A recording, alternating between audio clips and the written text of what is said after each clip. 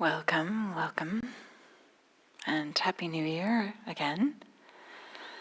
It's hard to believe, right? Here we go, one more year. And it's not uncommon, of course, at the beginning of a new year, or new season, or new something, to reflect back on the preceding era, time, and to look forward to what we would like to do or how we would like the next year or whatever to be different. And so maybe one way in which we do this is to think about what would we like to prioritize in our life the next year. Chances are if you're here that maybe meditation has a role there. If you made it here on a rainy, I think it's a holiday for some people today. So if you made your way here, maybe meditation is part. Not necessarily though, but.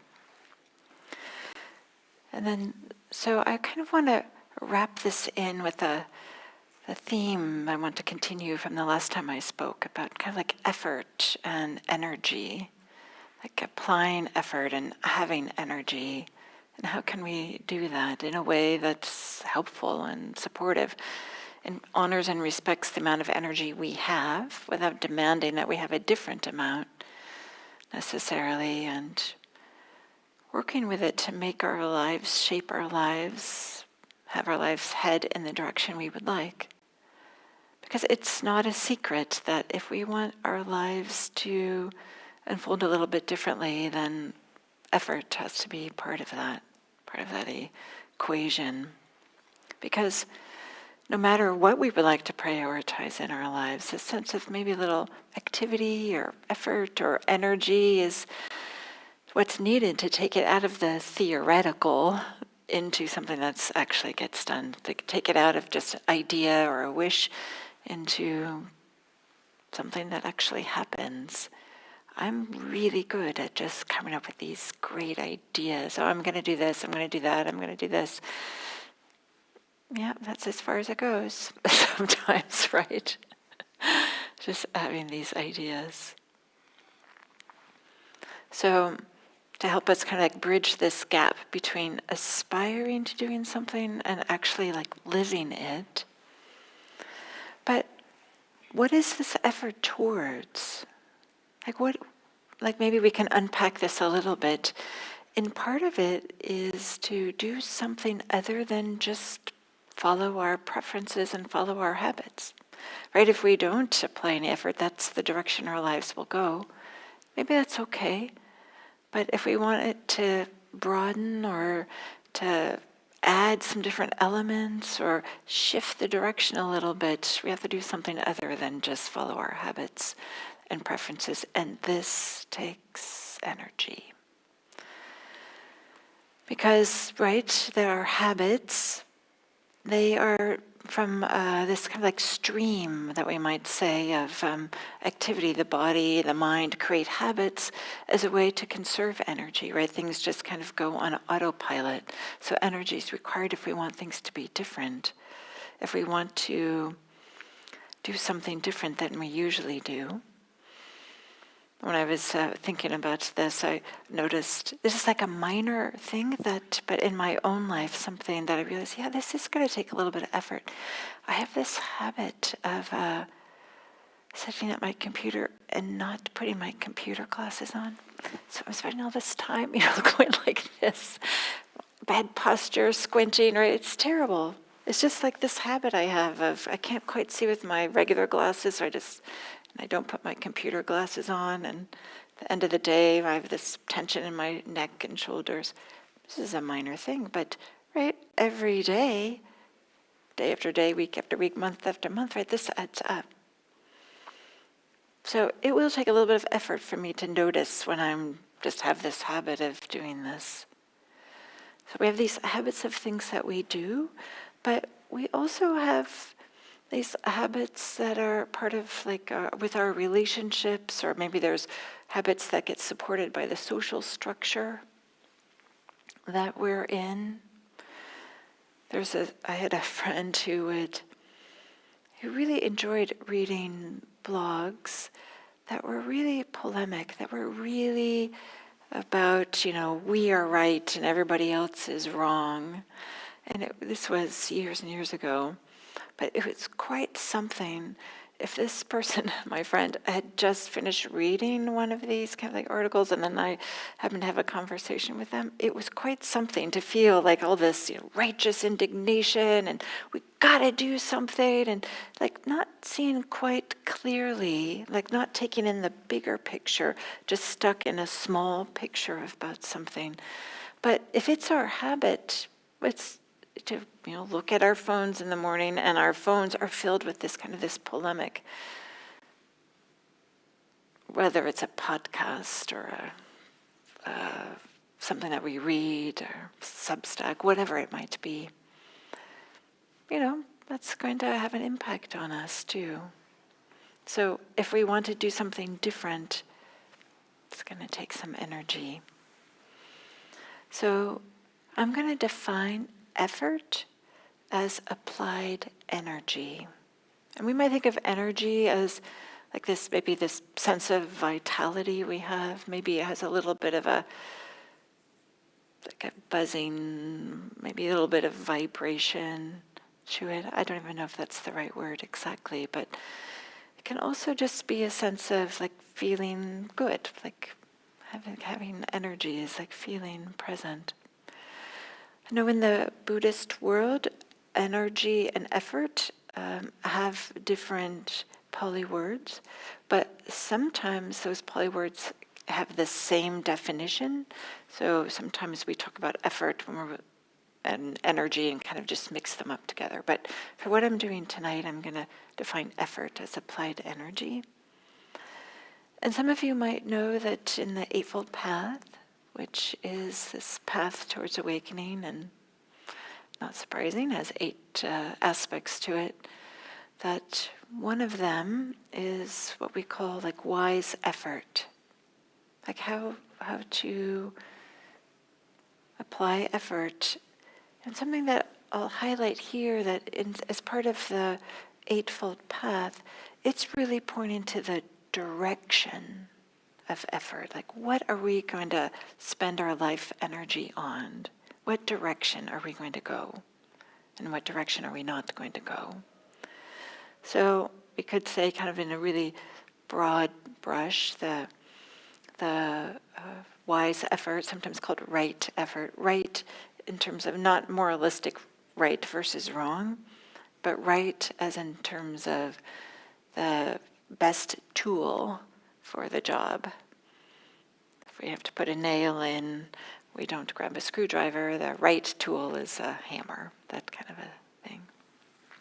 So wise effort is this idea that if we want to diminish what leads to suffering for ourselves and others, and we want to increase what leads to our well-being and others' well-being, that's kind of right effort in a nutshell. It has more elements to it, but diminishing suffering and increasing well-being.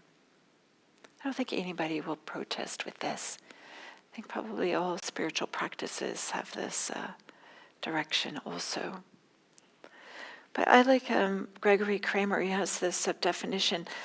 He says, right effort is the energy of swimming towards the wholesome and away from the unwholesome. I like this idea of swimming because like if we're moving through water, there's a little bit of pressure against us. It does take a little bit of effort. But also, we can float on the top too, right? It sometimes can just be a really restful effort, but sometimes there can be this sense of needing to swim. And he just summarizes right effort as out with the bad and in with the good. Again, I don't think anybody will disagree with this. But there's, so here, what is the bad are, those things that cause harm. But it's also, we might say, not only actions that cause harm, but mental qualities. What are we doing with our minds? Is it helpful or is it unhelpful? This word helpful is often sometimes a translation for this word kusala. The same word gets translated as wholesome, skillful, helpful. So not only our actions, which maybe that's a little bit more obvious to be aware of that, but really, what are we doing with our minds also? And so there's a classic core of teachings of what is abandoned, like the unwholesome. So many Dharma talks are about these. I'm just going to list some of them. Don't worry, I'm not going to go through all of these. But what are some of these things that are the unhelpful 5 hindrances, things that hinder, that get in the way of the mind being settled and having some collectedness? There's the 3 unwholesome roots. There's this idea that at the base, as the foundation of everything that's unhelpful, there's only just 3 things: greed, hatred, or we might sometimes call it aversion, and delusion, sometimes called ignorance. And sometimes it's helpful just to simplify things. Greed, really wanting more; aversion or hatred, to kind of pushing away; and delusion, just not paying attention at all or being completely unaware. I know sometimes in my practice that can be helpful because maybe I don't really have the exact word, but there's maybe just this feeling of maybe leaning more or wanting more. Sometimes we might use pulling, like wanting something or leaning forward. Also, as part of this classic core of what is abandoned are the taints. These are said to what's abandoned when a person is awakened. We can understand these taints as the intoxication with sense pleasures, this idea that just pursuing endless sense pleasures is the way to everlasting happiness. Sometimes we're happy after we have some pleasure, but it's not reliable and it certainly isn't everlasting, right? We're always chasing the next one. So the taints: intoxication with sense pleasures, intoxication with self-making. That is setting up I'm the person who does X and I don't do Y.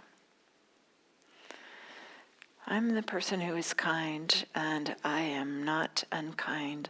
And so we have to ignore all those times when we don't let that person in front of us in traffic, or we're ignoring the person who's talking too loud, or whatever it might be.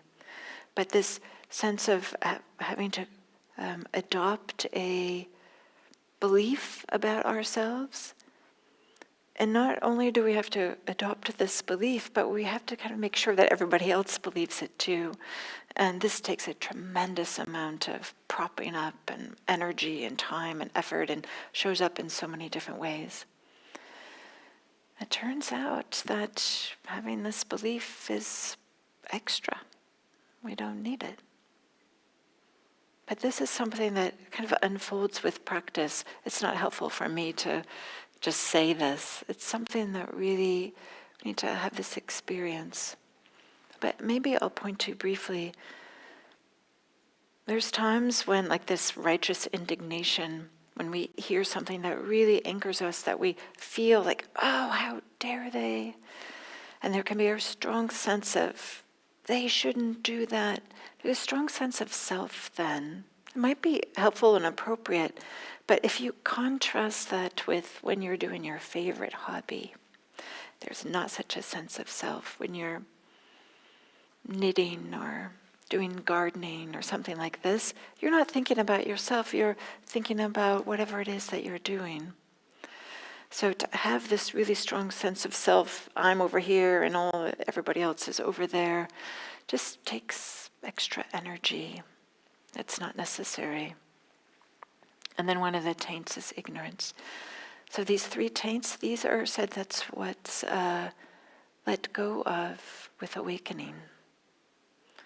This understanding that sense pleasures is not what's going to lead to awakening. We don't need to be creating this self, and there's no longer ignorance. Instead, there's a clear seeing of the way things are. And then maybe the last thing that I'll mention here is this classic core.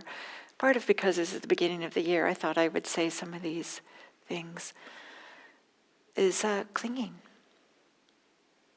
It's amazing, right, how many things we can cling to. Even the things that we don't want, we cling to them in some kind of convoluted way.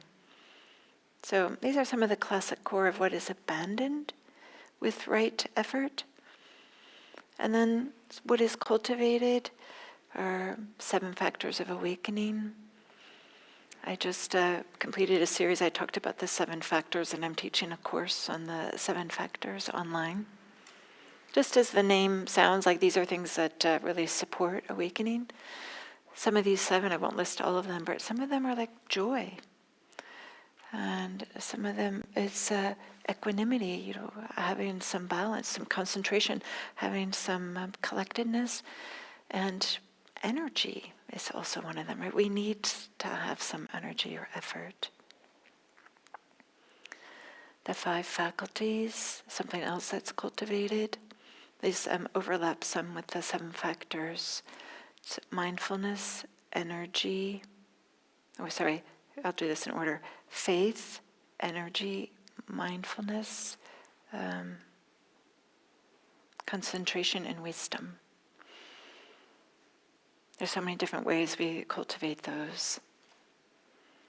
We cultivate the Brahma Viharas.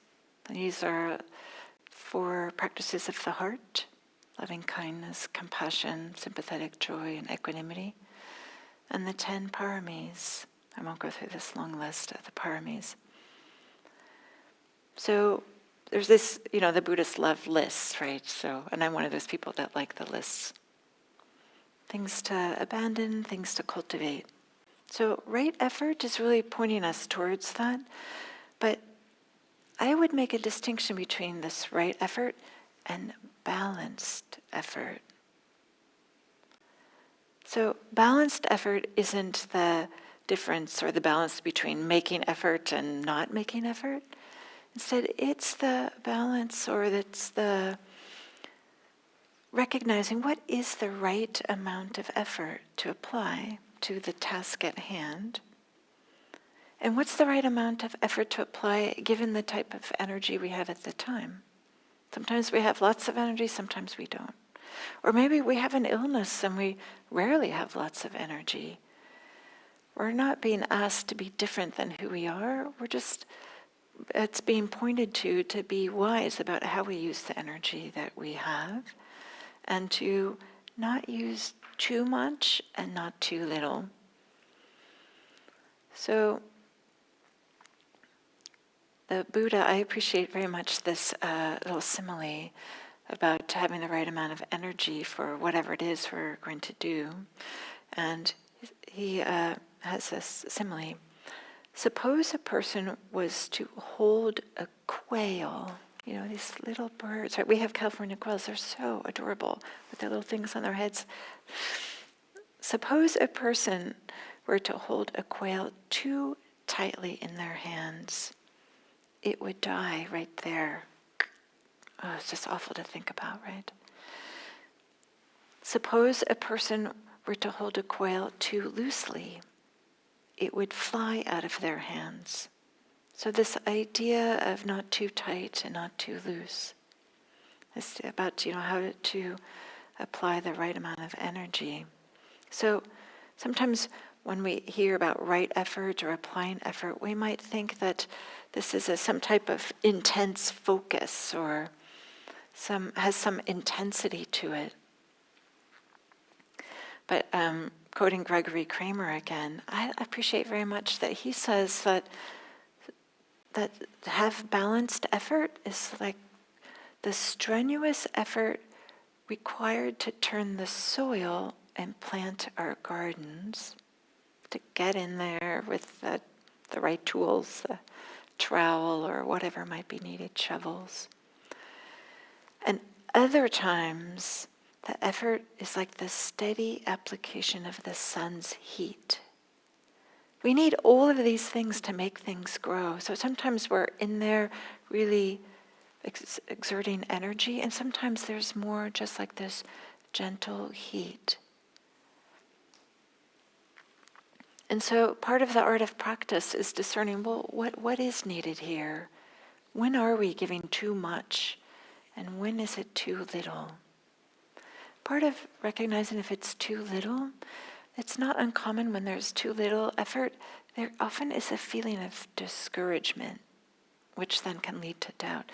Because there's like we don't quite see anything happening. We're applying a little bit of effort and we're getting a little bit of results. And it's true, right? This practice, sometimes we don't see results in a short time frame. Sometimes it's not until we look back over months that we start to see, oh yeah, I am showing up in the world a little bit differently. I do have a little bit different inner voice sometimes that shows up, that allows me to be more kind towards myself or kind towards others or more patient or something like this.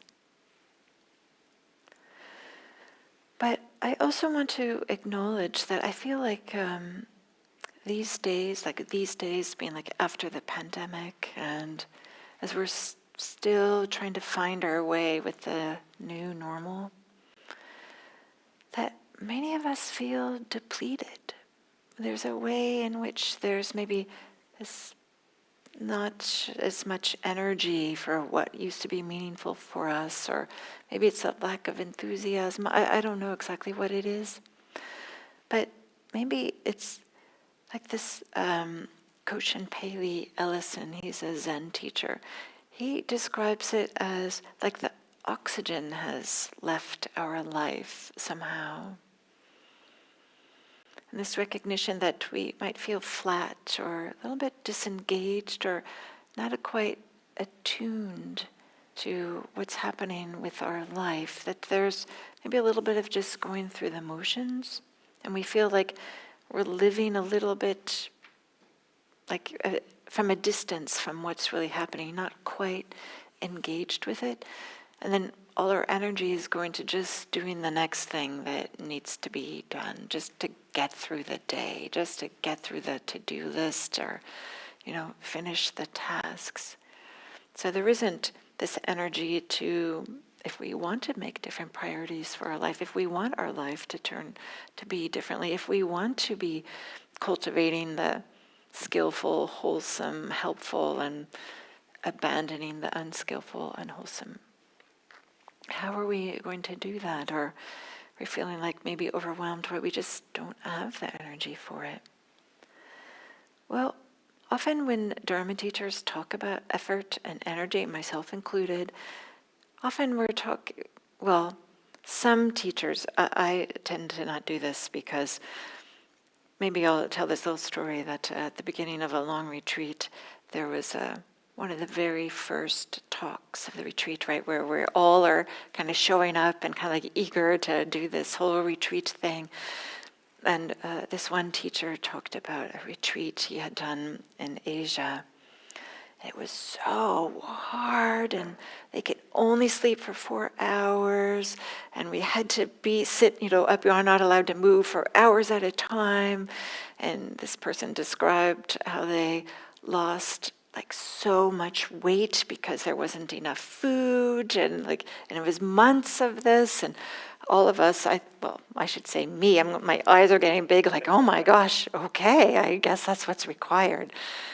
Oh my gosh, that was a horrible retreat. It was so hard. And I ended up getting myself really up in tight knots, striving with my shoulders up near my ears, and it was completely unhelpful. But sometimes teachers strive, you got to do this. Or I don't even know if they say that. Sometimes that's what we hear, right? Because maybe, this doing that type of work really helped us maybe in our academic setting or in our professional life. But something different is needed here. So I'd like to offer a little something different here. And that is this poem by a practitioner. Her name is Sylvia Ostertag.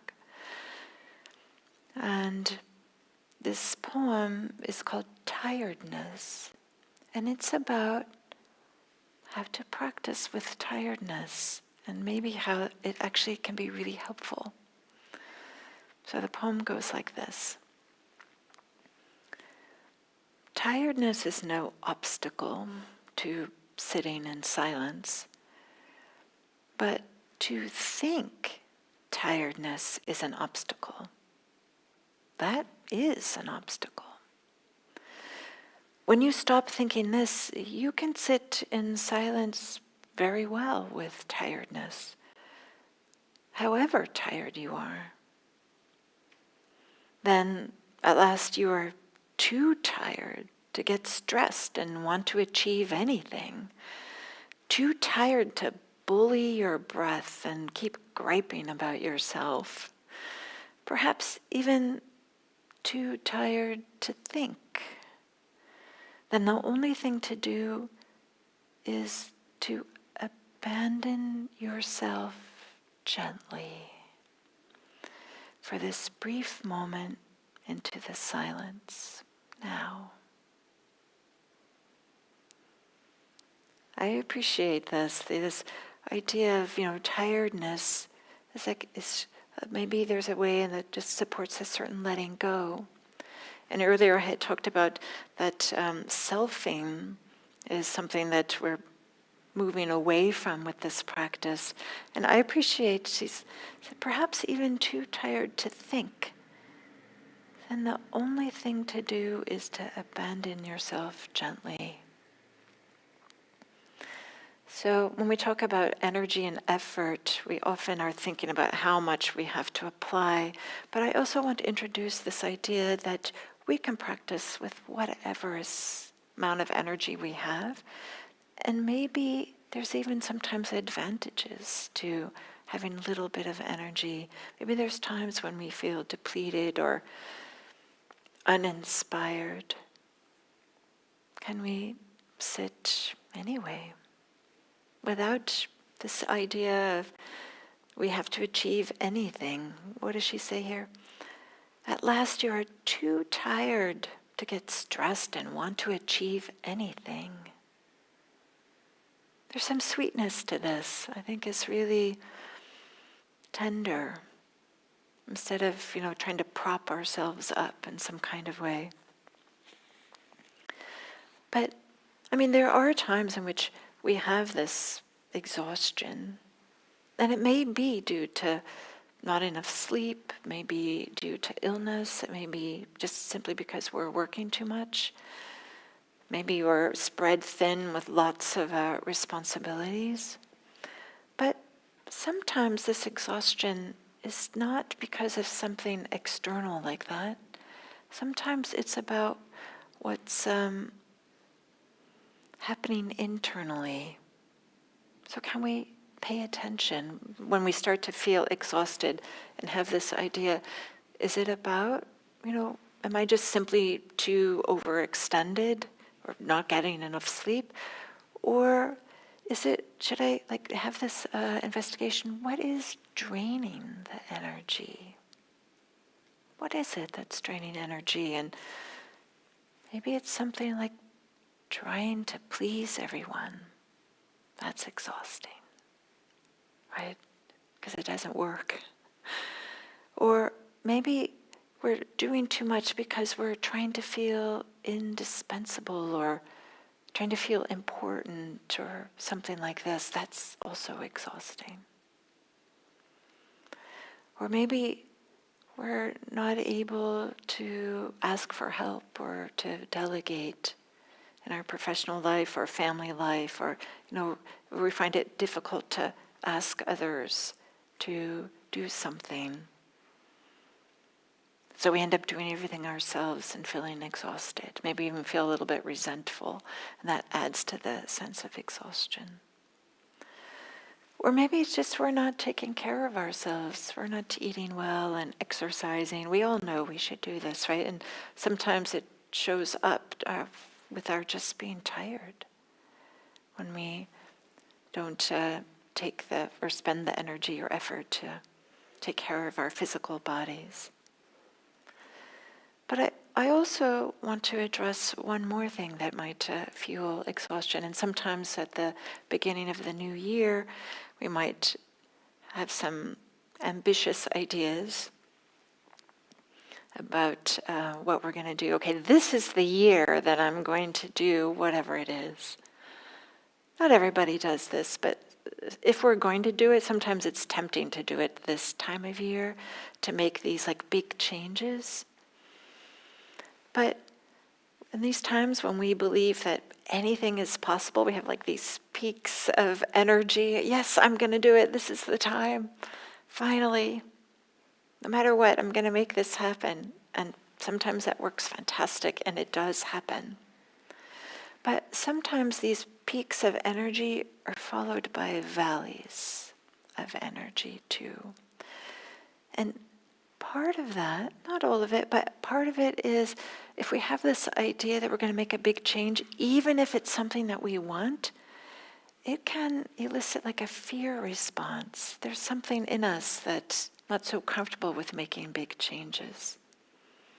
And that, of course, this fear response shows up as like putting on the brakes and kind of like sucking out all the energy of what it is we want to do. So just a recognition that that also could be something that has a role if we're feeling like, oh, we just don't have the energy to do this right effort, to orient our lives towards cultivating what's helpful and wholesome and abandoning what's not helpful and wholesome. So maybe it's helpful to just focus on little things that we can do to improve situations. Maybe not, maybe it's great to do grand gestures and big plans, but maybe it's helpful to just think about, is there something, a little something that I might do differently the next time I'm doing this? Is there something I can learn about this instead of this turning things into a big grand project, so that it can be a little bit more sustainable, this movement that we would like our direction, our life to go. So maybe I'll stop there with talking about energy and effort, and this idea that there's sometimes Dharma teachers talk about right effort and balanced effort, and they kind of put them together, but sometimes it's helpful to tease them apart. Right effort is about like the direction we want to go, and balanced effort is, are we going to squeeze this poor little quail, or are we going to make it fly away, or so that it we don't have any energy of what we're doing. So, and maybe with that, I'll open it up and see if there's some questions or comments.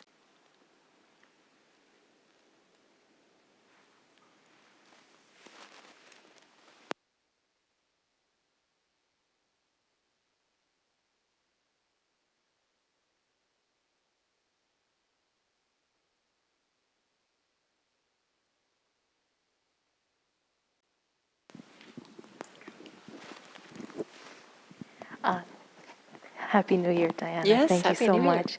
Thank you. I really liked your Dharma talk, especially in regards to just the effort and the sense of self and whether or not I'm applying. I think I'm just grateful that through meditation, I'm more aware of that, the sense of self. I'm just, now with the new year upon us, I just want to make sure that whatever it is that I'm clinging to with my sense of self, that I can approach it every day with, like, do you have any questions? Like, oh, Anne Rose, I noticed that I'm trying to be X or Y or be perceived a certain way, or, it's...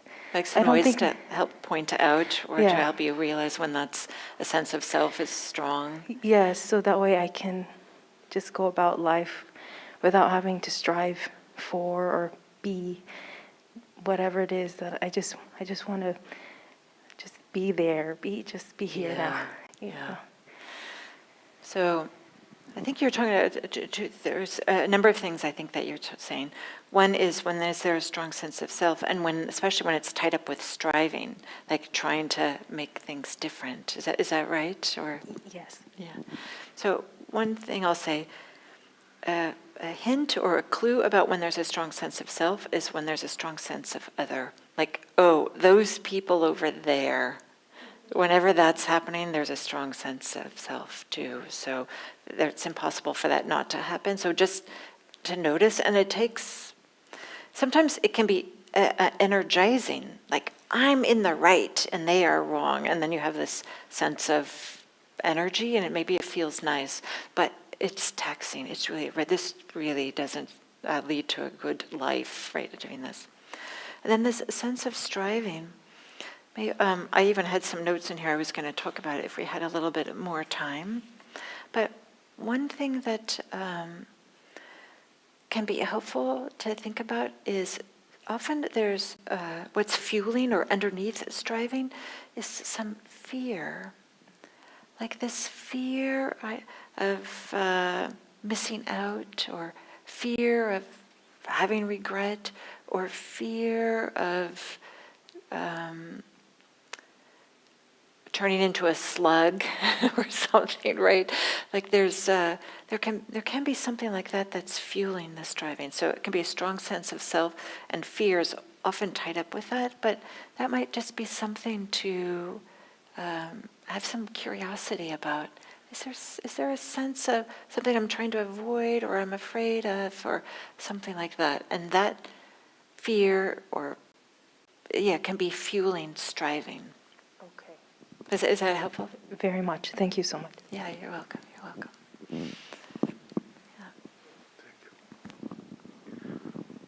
Oh, thank you for a nice talk about energy and effort, effort and energy, and there. And also three points you talked about were the greed, hatred, and delusion. I don't know if you agree with me whether it falls under one point, which is ego. I mean, greed is a form of ego, delusion is a form of ego, and hatred is a form of ego of some kind. So how that ego can be lowered or be dispelled is important. The second thing is when you talk about the energy and the effort and being tired. Personally, for example, I have been interested in finding more like-minded people, let's say, and with whom I can talk about, let's say, dharma talk and these things. Not necessarily here. It's like 45 minutes and we are done. But so I wonder if you have any comments on that. So we can multiply that energy, and that. So that is one question I have. Yeah. So the first one is ego, greed, hatred, and delusion. So in this tradition, we would say, and you had asked, is there a way to diminish the ego or something? This tradition points to, you don't have to diminish the ego, you just recognize that it's actually not there. Instead, in the way that, because we would use maybe the sense of self as with the ego. And so, yes. It's like the 50-50. It's like the 50% part. I know about, let's say, my ego, this introspection, but I do not know about my environment's ego or people I am interacting with. Yeah. And how, one is, of course, I would want to be in a like-minded environment. So people who are... I see. Am I answering? I see. I misunderstood your question. so it's easier to not have greed, hatred, and delusion when you're surrounded by people that have similar ideas. Yeah, like we were like during Glenn, his talk, we were talking about, we talk about Gregory Peck and the Gregory Peck of Indian cinema and whatnot. So if you are like, thinking good things, Yeah. on top of a mountain and, like that. And so it's, that ego is down, and that's, Yeah. So a few things like what I said to Anne Rose about the self, right, is the same about how to, like, we would use the language the self for ego. Ego is like a contemporary idea about psychology, but this idea about with like-minded people, I agree it's easier, but we can't always do that, of course. And is your question like, how can we, or where can you, or yeah, like just very pragmatic, like where? Yeah, where and how can we? Yeah, because it's like, for me, I've been looking for like-minded people for like a year or more. Yeah. And there I don't want to really call it tiredness. I'm putting effort, but it's like, it's like at some point you want to find an answer to the question. Yeah, so here at IMC, like on Sundays after the Dharma talk, there's discussions, and on Wednesdays here there are discussions too. Yeah. So it's an opportunity to kind of explore and meet other people and investigate and see if it's a place that supports you bringing your best self forward, so to speak. Thank you. Yeah, thank you. Is there time? There's another short question, or?